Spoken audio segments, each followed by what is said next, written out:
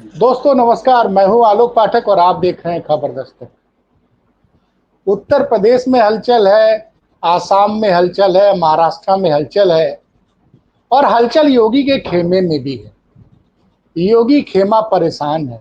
एक तो जनवरी के बाद योगी आदित्यनाथ की नरेंद्र मोदी के साथ अकेले तस्वीर नहीं आ पा रही। जी हाँ, पिछले 6-7 महीने से योगी जी लगभग 1 दर्जन बार दिल्ली गए हैं, लेकिन कभी प्रधानमंत्री मोदी के साथ मुलाकात करते हुए लोक कल्याण मार्ग की एक तस्वीर के लिए योगी भक्त तरस रहे हैं। कहा तो एक दावा ये किया जा रहा था कि मोदी अब मोदी की लोकप्रियता गिर रही है और योगी की लोकप्रियता अब चरम पर है। यानी प्रधानमंत्री का ताज अब बस 2-3 कदम दूर है। कुछ लोग तो ये उम्मीद कर रहे थे कि 17 सितंबर को मोहन भागवत पकड़ के योगी आदित्यनाथ को दिल्ली में प्रधानमंत्री की शपथ दिला देंगे। लेकिन साहब, अमित शाह बोलते कम है, काम ज्यादा करते। थोड़ा बहुत जानता हूं मैं अमित शाह के बारे में, क्योंकि हमारे पत्रकार साथी हुआ करते थे इंडिया टुडे में, ब्यूरो चीफ हुआ करते थे उदय माहुरकर। किताबें लिखी उन्होंने 2-2 बार मोदी पर। वो कहते थे बातचीत में कि अमित शाह के दिमाग को समझ पाना बड़ा मुश्किल है। अब कल निशिकांत जी ने, झारखंड के सांसद ने एक बयान दे दिया। उस बयान ने योगी खेमे की नींद उड़ा दी। बयान का एक पॉडकास्ट का हिस्सा है, उसका 2.5 मिनट का वीडियो वायरल है, जिसमें वो साफ साफ समझा रहे हैं कि अगले 20 साल तक तो कोई जगह ही नहीं है योगी जी के लिए दिल्ली में। और तो और सुनिए, योगी जी को उन्होंने हेमंत बिश्व शर्मा के समकक्ष खड़ा कर दिया। अरे हेमंत बिश्व शर्मा को अभी जब वो ओरिजिनल भाजपा ही नहीं है, वो कांग्रेस से भाजपा में आए हैं। जैसे योगी जी ओरिजिनल भाजपा ही नहीं है, लेकिन वो चलो भाई हिंदू संगठन से जुड़े हुए थे, लेकिन ये तो शुद्ध कांग्रेसी है, कांग्रेस से भाजपा में आए। और ऋषिकांत जी ने अपने उस इंटरव्यू में योगी जी को समकक्ष खड़ा कर दिया है हेमंत बिश्व शर्मा। अवनीश भाई हमारे साथ हैं, मित्र हैं, भाई हैं और मार्गदर्शक भी हैं, क्योंकि यूट्यूब में क्या करना है, कैसे करना है, हमको कैसे एंकरिंग करनी चाहिए, सब सिखाते रहते हैं। 20 सालों से लखनऊ में पत्रकारिता कर रहे हैं। मैं तो इंडिया टुडे की जनरल मैनेजरी से जब हटाया गया, उसके बाद पत्रकारिता करने उतरा हूँ, तो ये मुझे गाइड करते रहते हैं। बोलते कम है, समझते ज्यादा है। अवनीश भाई, ये जो वीडियो वायरल हो रहा है उसमें आपका क्या कहना है? ये जो मतलब मुझे बड़ा ताजुब ये लगा कि योगी आदित्यनाथ को समकक्ष खड़ा कर दिया गया हेमंत बिश्व शर्मा के। देखिए, बहुत धन्यवाद आपका आलोक जी, और आपके दर्शकों का भी बहुत धन्यवाद, आभार इस पूरी प्रस्तुति को देखने के लिए। देखिए, दरअसल क्या है ना, जब कोई पॉडकास्ट या कोई कंटेंट सोशल मीडिया पर वायरल होता है, तो उसकी एक ही वजह होती है और दूसरी कोई वजह नहीं होती, और वो ये होती है कि उसमें वायरल कंटेंट है। वायरल कंटेंट क्या होता है? खास तौर पर न्यूज एनालिसिस के सेगमेंट की अगर बात करें, पॉडकास्ट की बात करें, तो जिसमें विवाद जन्म ले जाए वो वायरल है।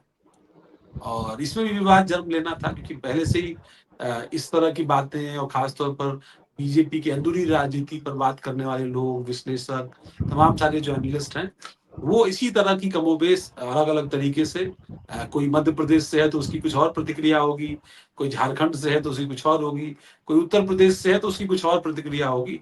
ये कमोबेश देखने को मिलता है। निशिकांत दुबे के साथ मैं बहुत गंभीरता से बात कह सकता हूँ कि अ, वो हो सकता है कि बहुत लंबे समय से गोड्डा का प्रतिनिधित्व कर रहे हैं झारखंड की जो लोकसभा है, और इस बार भी वो चुनाव जीतने में सफल रहे, बावजूद की तमाम सारी चुनौतियां नहीं। जरूर उनमें कुछ खूबी होगी, लेकिन पॉलिटिकल तौर पर एक छटपटाहट उनके अंदर, उनके बयानों के अंदर वो बहुत साफ तौर पर दिखाई देती है। और वो दिखाई पड़ती है कि वो दिल्ली में एक अदद कैबिनेट बर्थ चाहते हैं, और इसके लिए वो कुछ भी करने को तैयार। कुछ भी मतलब कुछ भी।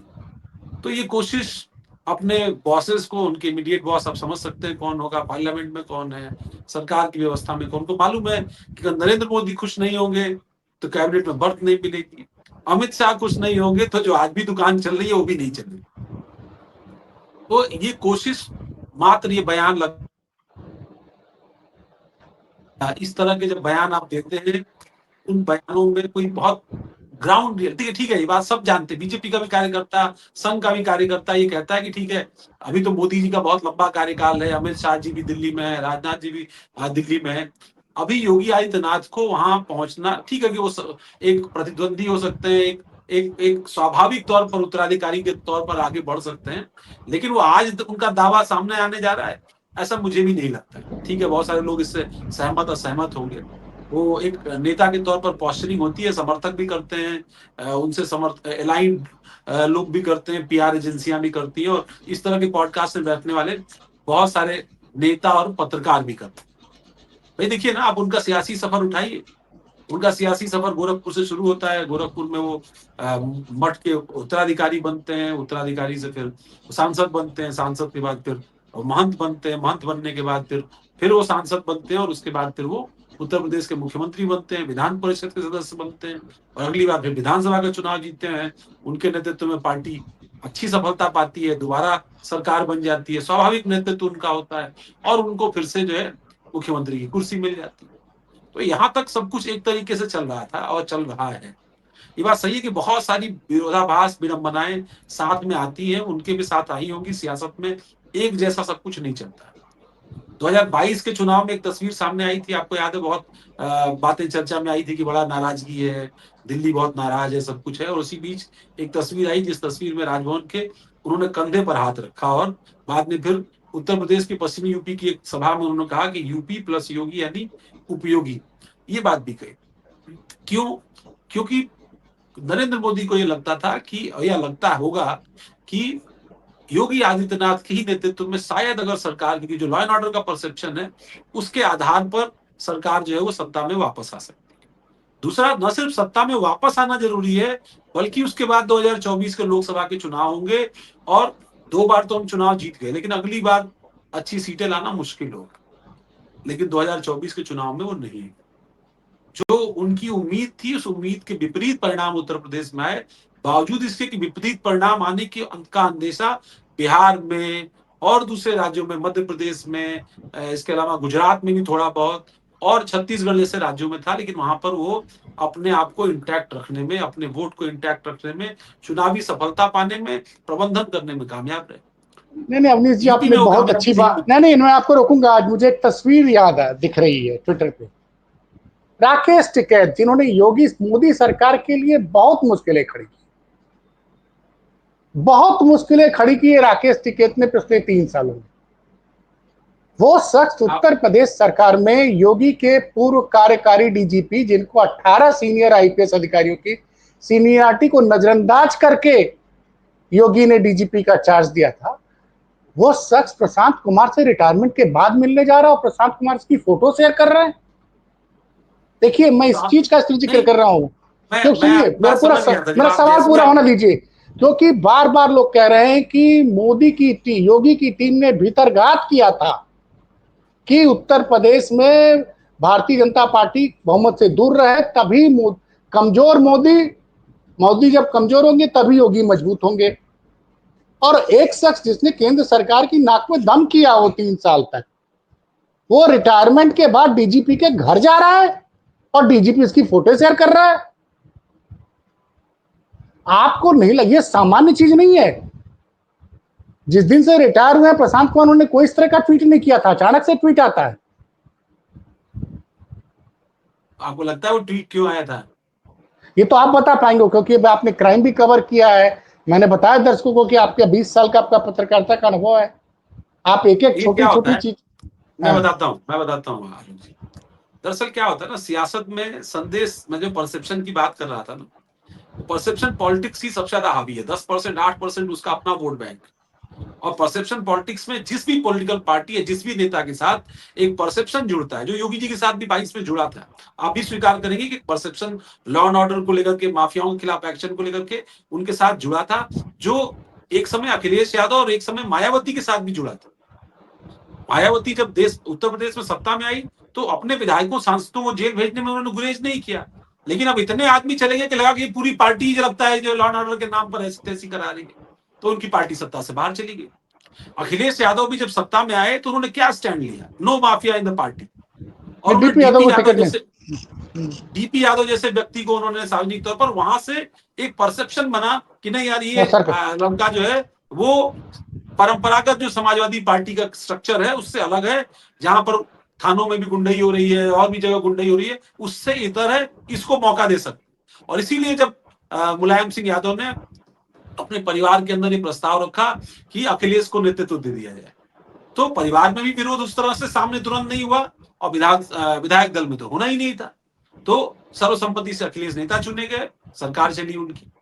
लेकिन जैसे जैसे 14 और 14 के बाद की परिस्थितियां आई, पारिवारिक झगड़े सामने आए, वो धीरे धीरे वो चीज सतह पर आती गई, और कई सारे कारण हैं जो आप भी जानते हैं, जिनके नाते पार्टी की छवि खराब हुई और परसेप्शन पार्टी के उलट बना कि जो आदमी, क्योंकि परिवार ही सबसे बड़ा स्ट्रेंथ था समाजवादी पार्टी। और नहीं तो आपने उस प्रशांत कुमार द्वारा ये मैं तस्वीर पे आ रहा हूं, मैं परसेप्शन की बात कर रहा था, वही लॉ एंड ऑर्डर परसेप्शन बना।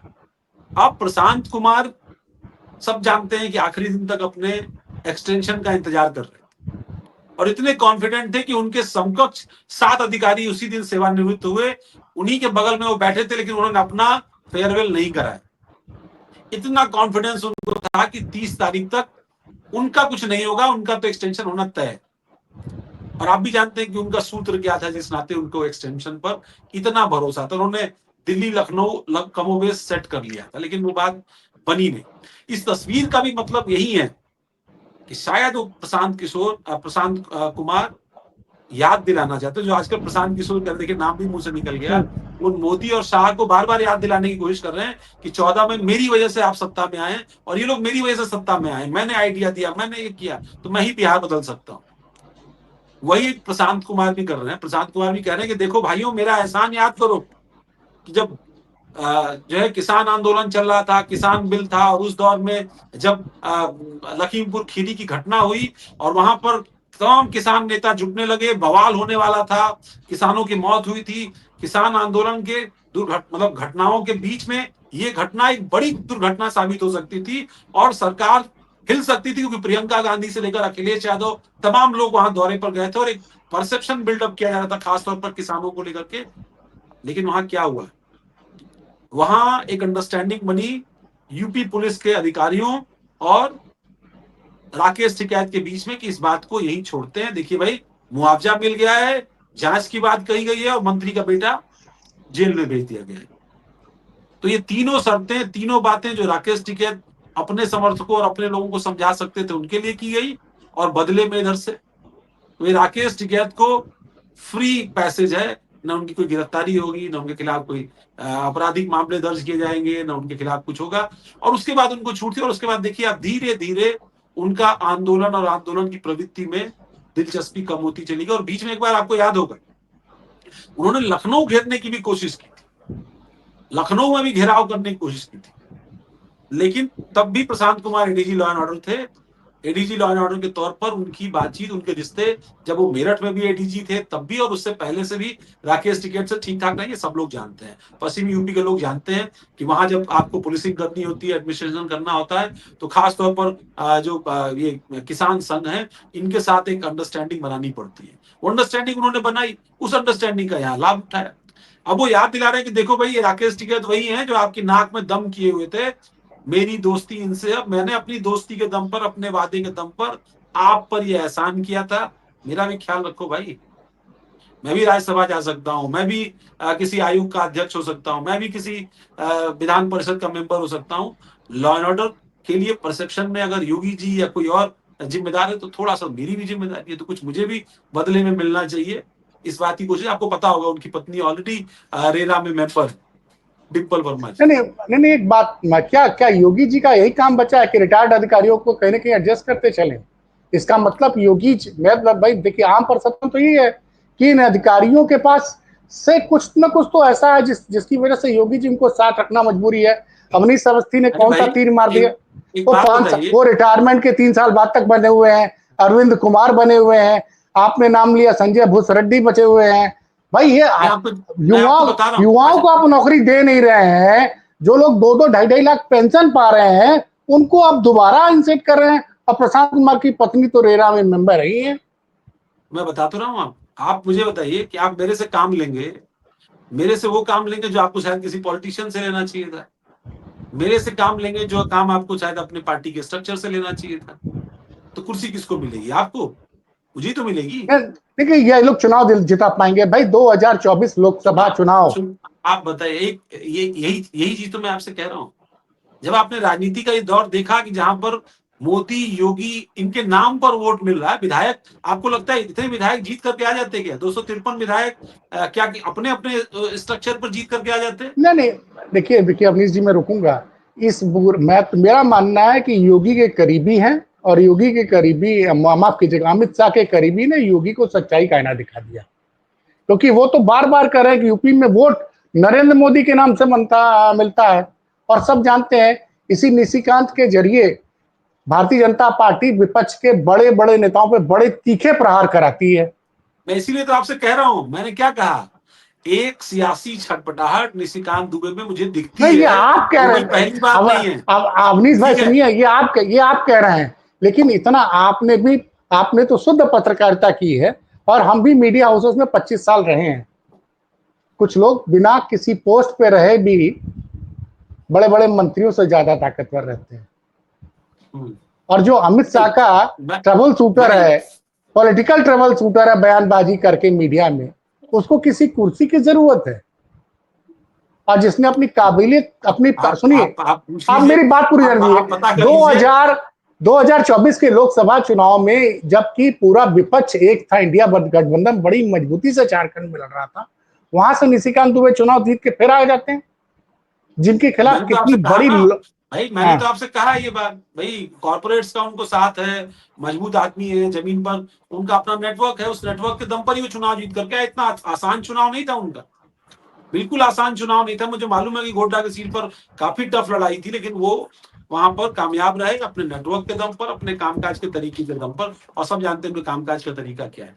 जो बात उन्होंने कही है विद इन पार्टी, देखिए अब इस बात को, फिर वही बात है कि जब मैं बार बार कहूं, या बीजेपी के भी नेता बहुत बार कहते हैं, कई बार अलग अलग खेमों के नेता कहते हैं, देखिए इशारे बहुत होते हैं सियासत में। अब आप इशारे में बात करेंगे तो अमित शाह ने अभी केशव मौर्य को मित्र कह दिया सार्वजनिक सभा पर, मंच पर।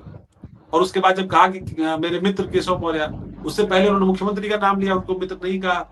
उसके पहले उन्होंने उसके बाद उन्होंने ब्रजेश पाठक का नाम लिया, उनको मित्र उन्होंने नहीं कहा। कई सारे निहितार्थ निकाले जा सकते हैं इन बातों के, और सियासत में शब्दों का, तस्वीरों का, और जो बयान होते हैं ना, उनका मायने होता है। जो बात आपको ध्यान होगी, योगी आदित्यनाथ ने महाराष्ट्र के चुनाव में या हरियाणा के चुनाव में या दिल्ली के चुनाव में बटोगे तो कटोगे कहा, प्रधानमंत्री ने जब उसको कहने की कोशिश की, वो चाहते तो वही नारा दोबारा कह सकते थे, लेकिन वो बड़े नेता है, वो नारा कैसे दोहराएंगे? तो उन्होंने क्या कह दिया, एक है तो सेफ है। तो नहीं पार्टी देखिए, ने ये क्या किया? अब अवनीश जी, चूंकि योगी जी हम जैसे लोगों पे बहुत प्यार करते हैं, तो हम जैसे लोग भी योगी जी पे बहुत रिसर्च करते हैं। नहीं योगी नहीं, जहां बिल्कुल जहां बिल्कुल, योगी का मुख्यमंत्री है सक्सेस वो। का, योगी आलोक भाई योगी मुख्यमंत्री है, वो सरकार हाँ, में है, वो मुख्यमंत्री 2 बार से है ना, मुख्यमंत्री है। उनके सवाल लोगों ही की उठना, उनकी सवाल किस पर उन, उठेगा? क्या नहीं विपक्ष नहीं के नेता पर सुनिए, सवाल उठाएंगे क्या? सवाल ये है कि भाई मोद अब वहां पे टीम ने कोशिश ये करने की शुरू की, बात की गई कि मोदी से बड़े नेता योगी हो गए हैं। अरे भाई, उत्तर प्रदेश में तो आप चुनाव हार गए, और आपने बुरी तरह से हरवा दिया।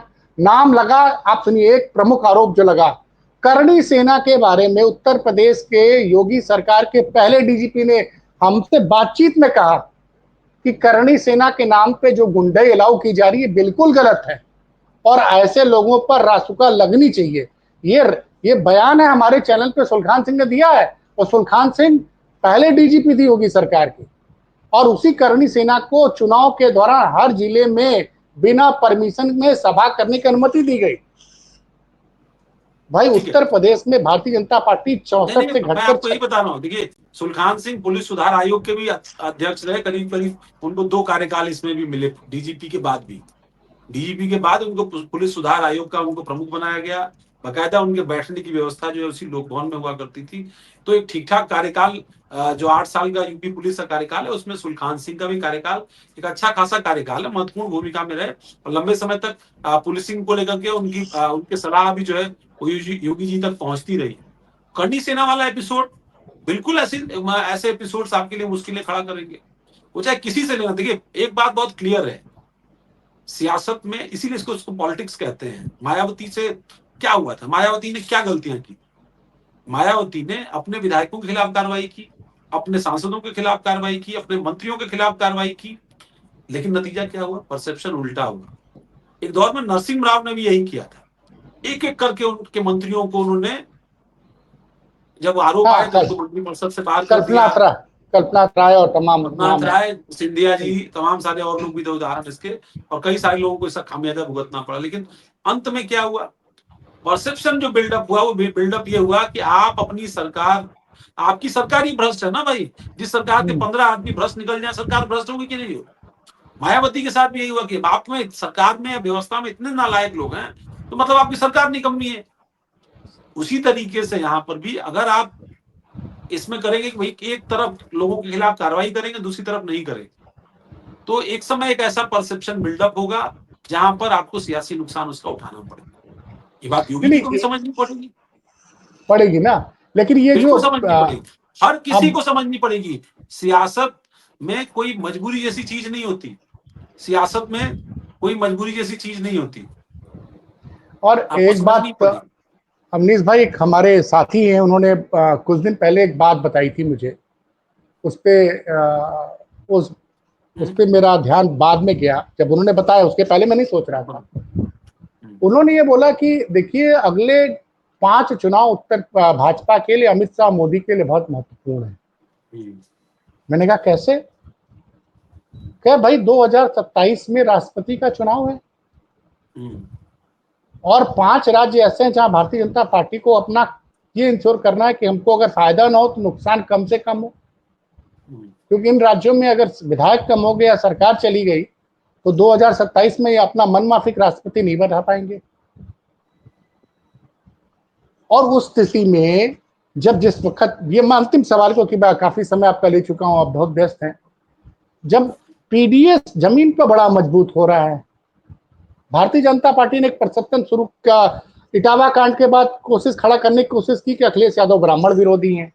दूसरी तरफ उनके 2 ब्राह्मण नेताओं ने उनके जन्मदिन पर ऐसे भयानक है, मतलब इतने बड़े बड़े आयोजन कर दिए, पूछिए मत। पवन पांडे ने 150 से ज्यादा महिलाओं, लड़कियों को साइकिल बांट दी, बैग बांट दिए। संतोष पांडे ने बहुत सारे इंतजाम कर दिए। माता प्रसाद पांडे गोरखपुर जाते, उनका विरोध हो जाता है।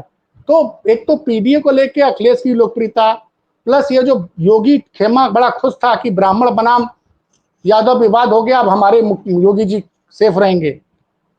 इन परिस्थितियों में क्या योगी के लिए ये एक मैसेज नहीं है? क्योंकि आज तक किसी भाजपा के नेता ने योगी को सच्चाई का आईना नहीं दिखाया था। और ये तो अमित शाह के करीबी है। और भाई साहब, आपको पता वो कितना वायरल हो रहा है? उसके जवाब में एक ज्योतिष का वीडियो वायरल करा जा रहा है, और उसको अगर ट्रेस किया जाए तो जरूर उसके सुना है लिंक मैंने, निकलेंगे सुना है योगी मैंने, योगी खेमे सुना से। है मैंने, सुना है मैंने, सुना है वो वीडियो मैंने, जिसमें वो बता रहे हैं कि 2047 तक कैसे मतलब जो वो है। बता रहे कि 25 साल तक योगी जी, 20-22 साल तक तो योगी प्रधानमंत्री रहेंगे ही रहेंगे।